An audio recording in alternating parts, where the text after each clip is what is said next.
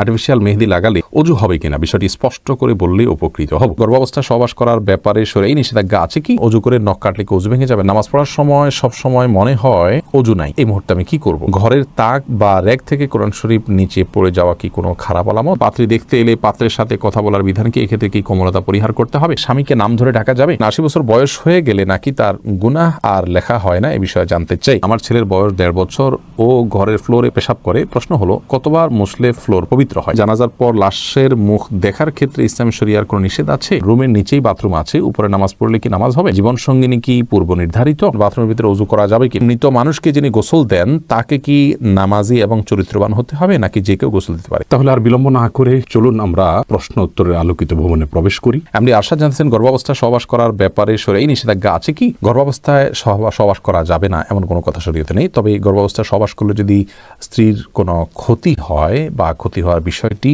জোরালো থাকে, তাহলে সেক্ষেত্রে সেটি ভিন্ন বিষয় হতে পারে। বদির আলম আপনি জানতে চেয়েছেন, অজু করে নখ কাটলে কি অজু ভেঙে যাবে? না, অজু ভাঙবে না। আব্দুর রাজাক জানতে চেয়েছেন, ঘরের তাক বা র্যাক থেকে কোরআন শরীফ নিচে পড়ে যাওয়া কি কোনো খারাপ আলামত? ঘরের তাক বা র্যাক থেকে যদি নিচে কোরআনে কারীম পড়ে যায়, তাহলে সেটা অসতর্কতাবশত পড়ে গেছে, এটার কারণে কোনো খারাপ ইঙ্গিত পাওয়া যাচ্ছে, আমার কপালে সব দুঃখ আছে, এরকম কোনো কিছু মনে করার কোনো কারণ নেই। কারণ কোন হাদিস থেকে এরকম কোনো নির্দেশনা পাওয়া যায় না। এটি আমাদের সমাজের মানুষের একান্তই ধারণা। হাসিনা ফাহমিদা জানতে চেয়েছেন, নামাজ পড়ার সময় সব সময় মনে হয় অজু নাই, এই মুহূর্তে আমি কি করব? এটি এক ধরনের ওয়াসওয়াসাকে বা সূচিবায়ুকে খুব বেশি আমলে নেওয়া যাবে না।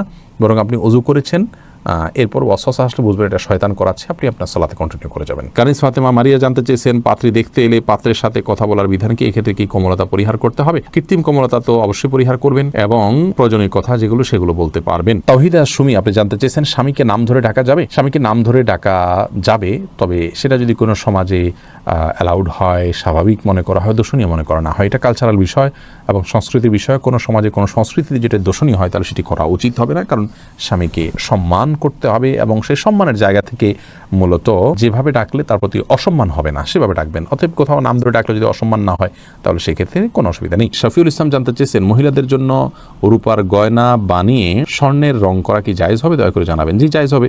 এতে আপাত দৃষ্টিতে মনে হচ্ছে যে আমি মানুষকে ধোঁকা দিচ্ছি, এখানে আপনি কারোর হক নষ্ট করছেন না এবং এই বিষয়টি আপনার খুব স্বাভাবিক একটি বিষয়। আপনি তো এটা কারোর কাছে বিক্রিও করতে চাচ্ছেন না এবং কাউকে এটা দিয়ে ক্ষতিগ্রস্ত করতে চাচ্ছেন না, এটি আপনার জন্য জায়েজ আছে বা শরীয়তের কোনো আদেশ বা নিষেধ এখানে লঙ্ঘন হচ্ছে না। ইনশাআল্লাহ বিইذনিল্লাহ সে আলোকে এটি জায়েজ হওয়ার কথা, জায়েজ হবে। এমনি মিজানুর রহমান জানতে চেয়েছেন, 80 বছর বয়স হয়ে গেলে নাকি তার গুনাহ আর লেখা হয় না, এই বিষয়ে জানতে চাই। 80 বছর বয়স হলে গুনাহ লেখা হয় না, এটি সম্পূর্ণ মনে করা কথা। কোন হাদিসে এরকম কোনো কথা বলা নেই, বরং মৃত্যুর আগ পর্যন্তই আল্লাহর ইবাদত করতে হবে। আল্লাহ বলেছেন, ওয়াবুদ রাব্বাকা হাত্তা ইয়াতিকাল ইয়াকিন, মৃত্যু আসার আগ পর্যন্ত তুমি তোমার রবের ইবাদত করতে থাকো। অতএব বয়স 80 না 70 এটা দেখার বিষয় না। হ্যাঁ, যদি কেউ শারীরিকভাবে অক্ষম হয়ে যান কোনো ইবাদত করতে, তখন সেটি তার জন্য আর প্রযোজ্য থাকে না, সেটি আরেক বিষয়। সঞ্জিদা আক্তার লাবনী ইসলাম জানতেছেন, আমার ছেলের বয়স 1.5 বছর, ও ঘরের ফ্লোরে পেশাব করে। প্রশ্ন হলো, কতবার মুছলে ফ্লোর পবিত্র হয়? আমি বালতিতে পানি নিয়ে পুরো ঘর একবার মুছে ফেলি, এতে কি ফ্লোর পবিত্র হবে? দেখুন, অপবিত্রতা দূর করবার জন্য কতবার ধুইতে হবে এটার জন্য কোনো সংখ্যা ঠিক করে দেয়নি যে 3 বার 5 বার 7 বার ধুইতে হবে। আমরা অনেকে মনে করি যে এতবার না ধুলে বোধহয় পাক হবে না, এটি ভুল ধারণা। বরং আপনি পেশাব যদি বাচ্চার ফ্লোরে পড়ে এবং সেটা আপনি ধোয়ার জন্য পানি ঢেলে দেন, তাহলে ইনশাআল্লাহ যথেষ্ট হবে। আপনি বালতি দিয়ে 1 বালতি পানি যদি সেটা দিয়ে ধুয়ে ফেলেন, তাহলে ইনশাআল্লাহ বিইذনিল্লাহ সেটা পাক হয়ে যাবে। আর এর পাশাপাশি যদি সেটা শুকিয়ে যায় এবং তার কোনো আলামত না থাকে, অর্থাৎ গন্ধটাও না থাকে, চলে যায় একেবারে, তাহলে সেক্ষেত্রে সেটি পাক হয়ে যাবে। যেহেতু এটা আপনার কাপড় চোপড়ের মতো এমন কোনো বস্তু না যে বস্তুটাকে ধোয়া যায়, তো এই জাতীয় বস্তুতে যদি নাপাক লাগে এবং তার আলামতটি ধীরে ধীরে ঘষতে ঘষতে বা নানা কারণে চলে যায়, তাতেও কিন্তু সেটা পাক হয়ে যায়।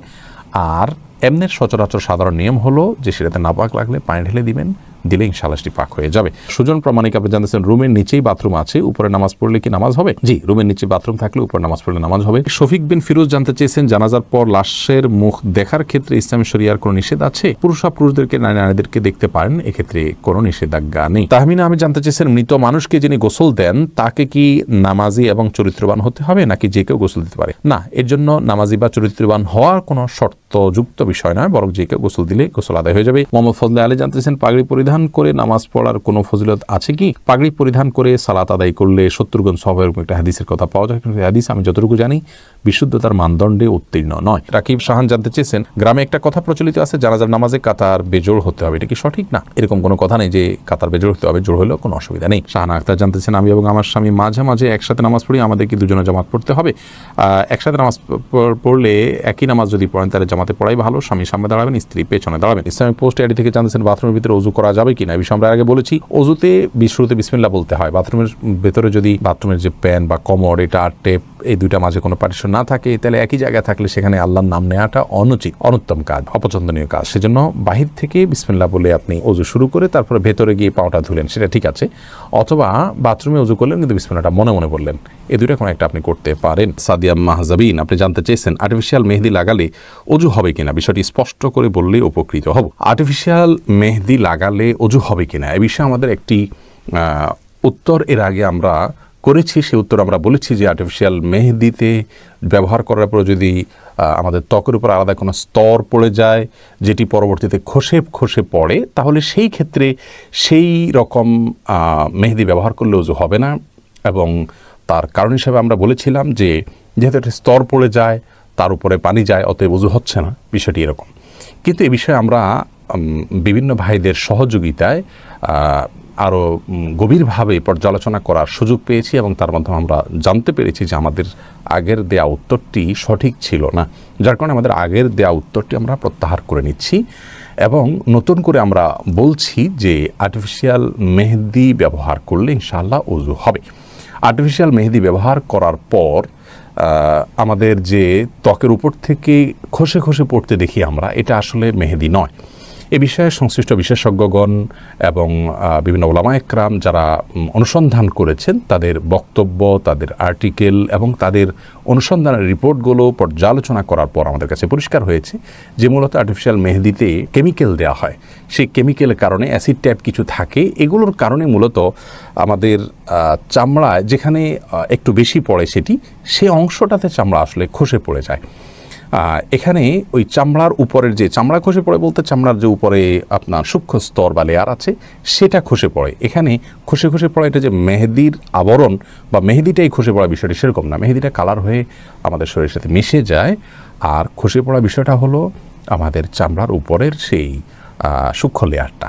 অতএব আমরা আগে যেটি মনে করেছি সে ধারণাটা আমাদের ভুল ছিল, বিধায় আমরা প্রত্যাহার করেছি সেটিকে এবং আর্টিফিশিয়াল মেহেদি ব্যবহার করলে ওযু হবে ইনশাআল্লাহ বিইذনিল্লাহ, যদি তার মাধ্যমে উপরে আলাদা কোনো প্রলেপ বা স্তর পড়ে যাওয়াটা প্রমাণিত না হয়। এটা বিভিন্ন ভাবে পরীক্ষা করা যেতে পারে। ধরুন একটা কাগজে আপনি লাগানোর পরে সেখানে আলাদা কোনো স্তর হচ্ছে কিনা আপনি দেখলেন, নাকি শুধুমাত্র কাগজের এপিটোপিট কালার হয়ে যাচ্ছে, বিভিন্নভাবে এটাকে পরখ করা যেতে পারে, অথবা আমরা পরখ করার চেষ্টা করব। এরপরে শুভ্র মোহাম্মদ সোহাগ আপনি জানতে চেয়েছেন, পুরুষদের হাঁটুর উপর কাপড় তোলা কি নিষেধ? আমি প্যান্ট পরে ফুটবল খেলি, প্যান্ট হাঁটুর উপর পর্যন্ত থাকে, এদিকে আমার গুনাহ হবে? আমি শুধু খেলার সময় প্যান্ট পরি, বাকি সময় স্বাভাবিক পোশাক পরি। ভাই শুভ্র, হাঁটুর উপরের অংশ অর্থাৎ রান, এটা যেহেতু সতর অন্তর্ভুক্ত, সেজন্য আপনার জন্য উচিত হবে 3/4 প্যান্ট পরে আপনি এক্সারসাইজ করা বা খেলাধুলা করা, শরীয়ত গ্রাহ্য বা শরীয়ত যে অ্যালাউ করেছে সে খেলাধুলা করা।